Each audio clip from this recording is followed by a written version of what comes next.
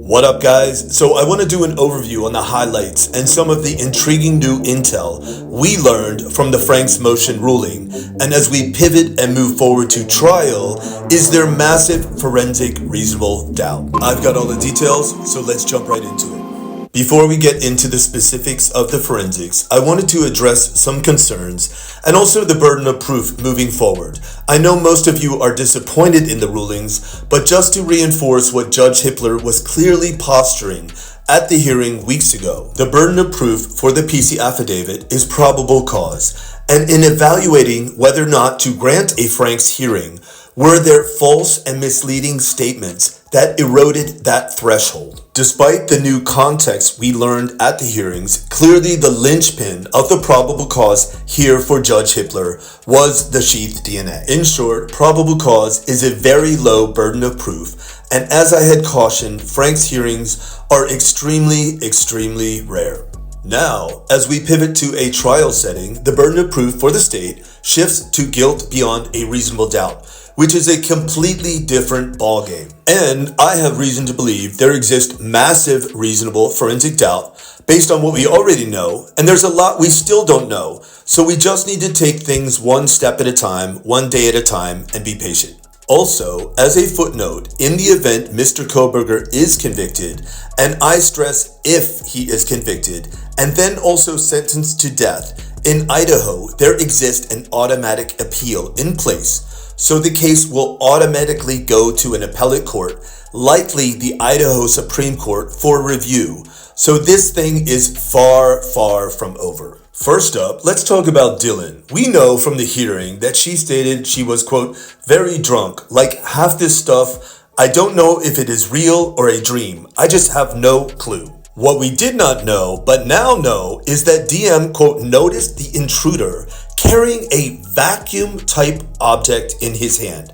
Yes, you heard that right, a vacuum-type object. This to me was not only shocking, but in my forensic-centric brain, I immediately reverted back to the verbiage of the coroner very early on, stating how these were not stabs, but big open gouges from a strong weapon, and how Mr. Steve Gonsalves alluded to Kaylee and Maddie's points of damage not being even close to matching. Most of us here would likely agree we believe there was more than one assailant, likely with more than one weapon. So this, quote, vacuum type object clearly suggests to me a larger type weapon, not a smaller K-bar typed edge weapon carried by another assailant. So a couple things to point out here. First, this new intel, this little detail, exemplifies there is still so much we still don't know forensically. Second, this not only makes Dylan's testimony more problematic for the state, but concurrently seems to favor Mr. Kohberger, whilst also supporting the alternate suspects theory, including the multiple male unknown DNA at the crime scene, including the two blood DNA on the interior handrail and exterior glove. Now let's shift over to Murphy and talk about some of the new intel we learned. Dylan, at approximately 4 a.m., thought she heard Kaylee walking up the stairs with her dog, then running back down, saying, quote, there's someone here, but that it could be someone else altogether, not Kaylee. As we know, at the hearing, Anne asserted that evidence shows that Miss Gonsalves was in her bed and unalived and never left her bed. Even more intriguing, the MPD did a test to determine if the dog was factually inside or likely outside whilst barking at 4:17 a.m. We know from the hearing that according to Anne, Murphy continued to bark for 30 minutes after 4:20 a.m., then abruptly stopped. Brian seems to allege that he thinks someone brought him inside.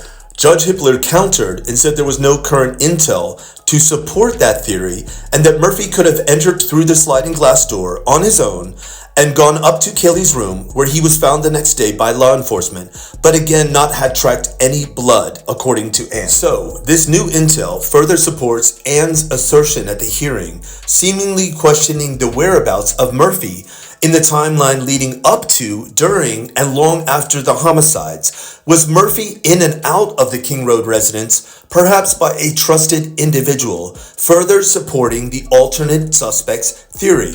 Surely Murphy will play a key role at trial. Now let's migrate over to the sheath DNA. We now know, according to the defense, the FBI, quote, manipulated Othram's data to create a much larger DNA profile.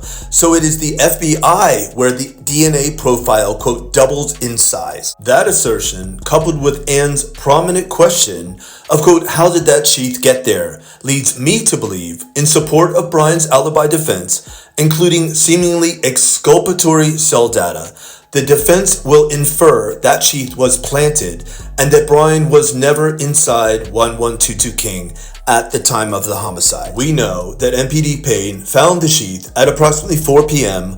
under the body of Madison Mogen, hours after ISP Forensics had been canvassing the crime scene. So that is that.